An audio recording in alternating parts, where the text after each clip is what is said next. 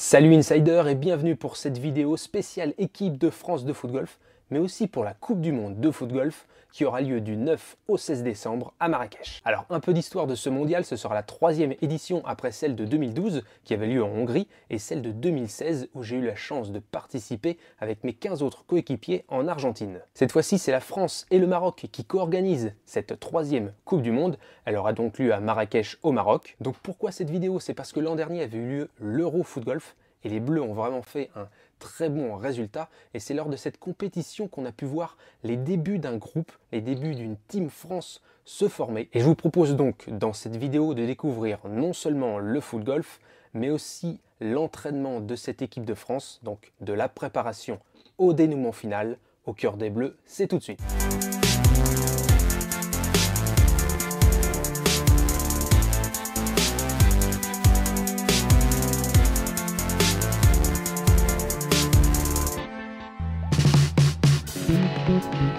C'est quelques jours auparavant qu'on s'est retrouvé au golf d'Augerville pour préparer cette compétition, repérer un petit peu le parcours et puis faire un premier rassemblement avec l'équipe de France.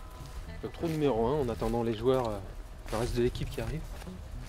Il ne devrait pas tarder. C'était important pour Aldo, le sélectionneur, donc de repérer et de rassembler tous les bleus avant cette Euro. Là, je suis certain qu'aujourd'hui tu vas le faire facile en 2 ou 3. Enfin en 3 ou 4. Ouais. Facile. Voilà, maintenant on attend tout le monde et voilà, quelques joueurs sont arrivés donc tout le monde n'a pas pu faire le déplacement. Mais en tout cas ce petit groupe déjà a commencé à bien se connaître et c'était vraiment le plus important pour cet Euro. Tu n'as pas le droit de donner de conseils. Donc comment ça va se passer avec les sélections qui ont des capitaines qui ne jouent pas? Parce que pour passer en demi-finale, ça peut jouer à ça peut jouer à un coup sur 292 coups. Ouais. On l'a vécu nous. T'imagines qu'à Buenos Aires, sur le dernier putt de Gavanon, au 18, il tente un truc de malade. S'il sait qu'on est à un coup des Mexicains, il ne le tente pas, il fait son part et c'est réglé. Et on est en quart de finale. Alors Mika, tu viens... Il a testé, Mika, c'est le comment on appelle ça moi je vais l'appeler Mika. C'est on avait trois gros drivers qui étaient susceptibles de pas venir. Ouais. 3 gros divers qui étaient susceptibles de pas venir. Mika c'était la pièce entre guillemets remplaçante si jamais un des 3 gros frappeurs ne vient pas. Et Mika, dans ce cas-là, tu te sens prêt? Ouais, tout à fait. Prêt, dispo, frais. Non. Prêt à aider l'équipe. Hein. Max. On est à la légère la compétition. Il faut des gars qui est l'agnac, qui est vraiment l'agnac. Tu seras là quand même vendredi ou samedi? Tu seras là, ouais, je viendrai regarder. Je veux le faire venir quoi qu'il arrive. Ouais, c'est bien qu'il y ait des gars comme toi qui viennent. Le mec il accepte, il a accepté, et je lui ai fait comprendre, je lui ai dit écoute, il y a une possibilité. Est-ce que ça te dit? Il m'a dit oui tout de suite, il m'a dit ouais, ok, je suis là. Ouais, c'est bien. Donc déjà c'est intelligent ça. Sur la cape, il n'a pas le droit.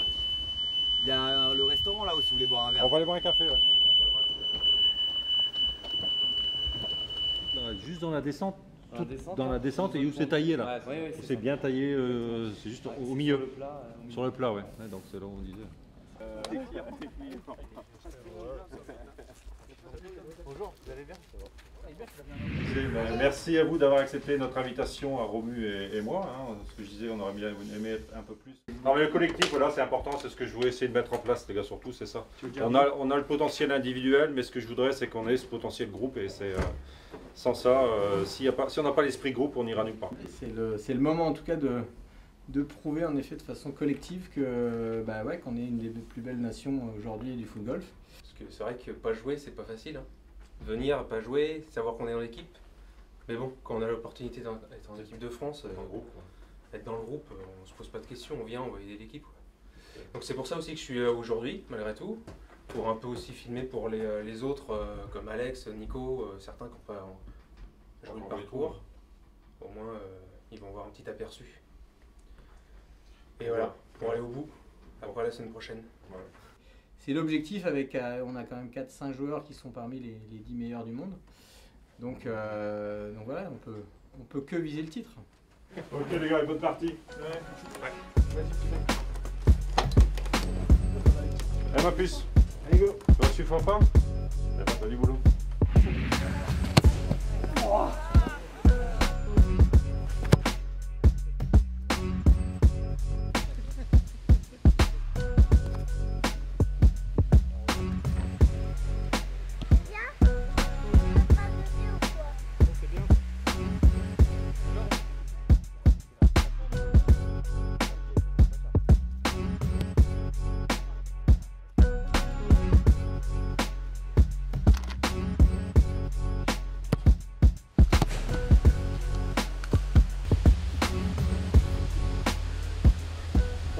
Putain, mais il est. Ah bah lui.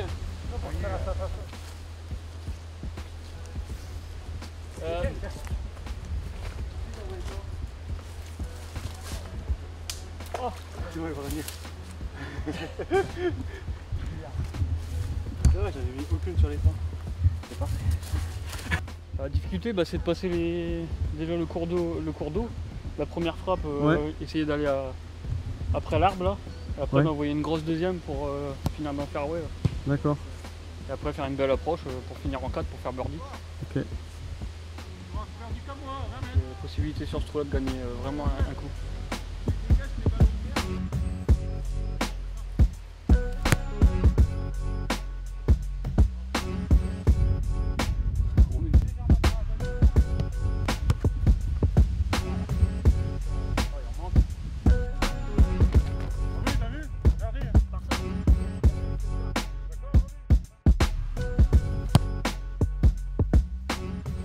Qu'est-ce que tu veux leur montrer?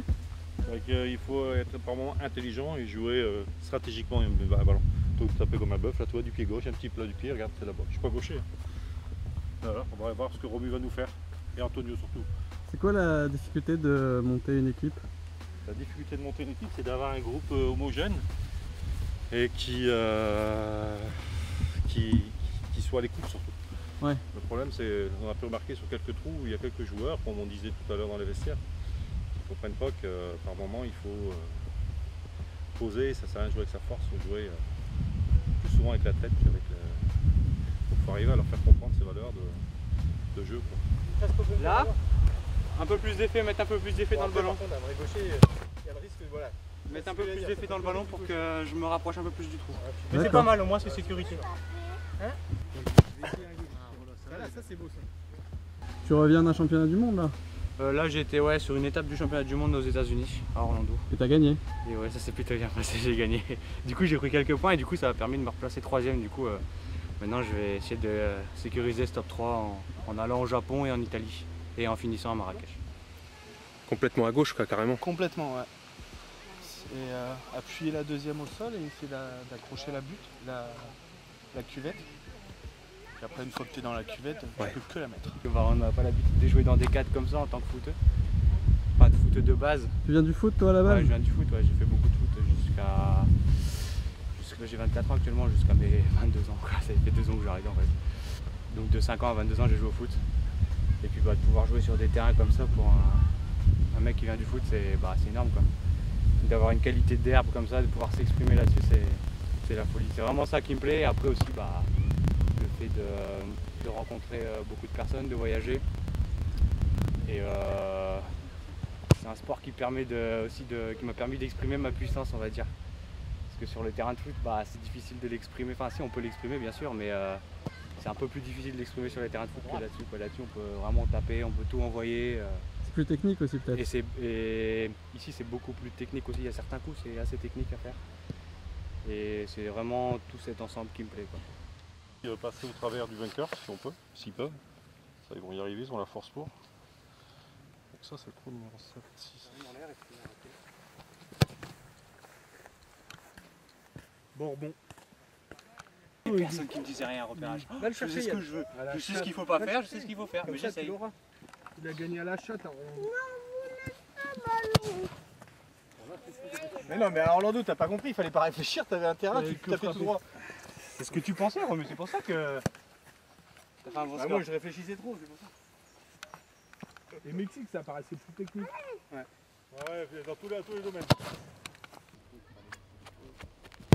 Oh là là, Maquet! Dis-moi, est-ce que tu es une des frappes puissantes du groupe? Ah ouais, encore, je pense, 2 fois plus puissante qu'Antonio. Au moins, minimum. 2,5 je dirais, 2,5. Oh, c'est peut-être en dessous. Enfin, je sais plus, c'est peut-être en dessous. J'ai un coef de 2,5, mais je sais pas si c'est au-dessus ou en dessous. Est-ce que tu as aussi le palmarès de l'humour? Ah, il est pas mal, je suis pas loin. C'est pas mal? Avec Greg, il est pas mal, Greg, ils sont pas mal. Ouais, avec mon copain. J'ai la palme, je pense. Pas loin d'avoir la palme. Je le fais pas, je suis accompagnateur. Ouais. Peut-être Marshall, disons. Marshall arbitre en fait. Oui. Au départ, j'étais venu pour un peu suivre Grégory. qui est un membre président de mon club, qui fait partie de l'équipe de France.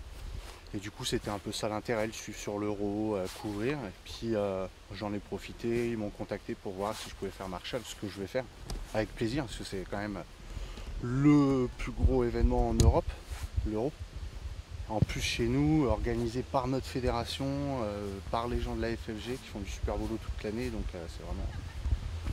C'est l'événement à pas louper cette année, quoi, Ouais. au niveau européen. Ouais, c'est bien ça. Qu'est-ce que ça veut dire overdriver? Overdriver, bah, c'est ce que je fais à peu près sur toutes les frappes. C'est-à-dire que c'est être devant à peu près tout le monde. C'est qu'on est 4 ou 5 à taper et c'est celui qui va le plus loin sur son premier shoot. Donc globalement, c'est souvent moi qui est devant. C'est clair. Donc après, ça me permet de regarder ce qu'ils font. Déjà, c'est de faire un bon résultat en individuel et en double sur la première journée, puisqu'il faut qu'on passe en tout cas les phases qualificatives. Et voilà, c'est une compétition qui pour une fois est une compétition collective, même si c'est vrai qu'on joue en individuel et en équipe de 2 pour se qualifier. Voilà, je sais qu'on a 5-6 joueurs qui sont vraiment au-dessus du lot en équipe de France. Puis après on est 4 ou 5 à être un peu un niveau en dessous, et l'objectif c'est déjà c'est de pas pénaliser l'équipe, réussir à rester à un bon niveau pour faire un score qui permette en tout cas de passer les demi. Romuald, c'est un joueur qui enroule beaucoup ses ballons. On regarde, tu vas voir le résultat. Et voilà, la saucisse à Romuald. La saucisse, mais regarde la saucisse, regarde le résultat. Le résultat, la saucisse, il se retrouve à 40 mètres à gauche. Romu fait 80% du temps. C'est-à-dire Ça veut dire qu'il enroule énormément son ballon. Ouais. Et puis la balle, ça tourne, et c'est bien. Et ça dévie de la trajectoire. La forme d'une saucisse. Une saucisse de morteau comme Romu. C'est un peu ça. Voilà, ça enroule. Là, il va la faire autrement, comme je lui avais demandé de jouer. Regarde, là, il va la mettre là. Tu fais quoi hein? Que tu restes court de 6 mètres en plus. En plus. Tu vas revenir là? Bon, elle va revenir.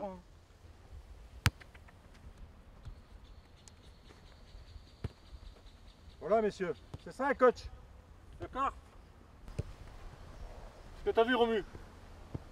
Romu, t'as vu ce que j'ai fait là? Merci. Premier ballon qui compte. Les équipes. Non, il n'y en a pas du coup. Elle est belle celle-ci, bravo. Elle est splendide, Aldo.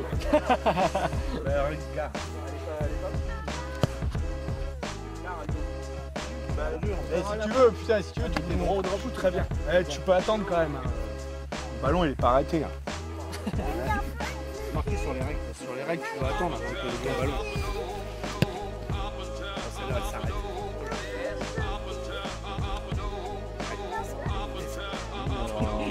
Greg, ça veut dire Antonio l'avait jamais vu.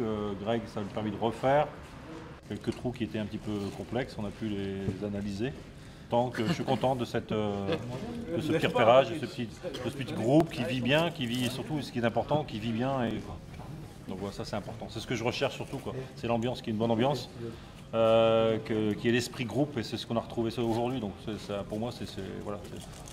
Le score lui-même, il n'y a pas de score, mais c'est surtout ce groupe qui est soudé, qui fait plaisir à voir, quoi. Voilà, ce rassemblement est terminé, et donc la veille de la compétition avait lieu la conférence de presse pour cet Eurofoot Golf. C'était une première pour pas mal d'entre nous.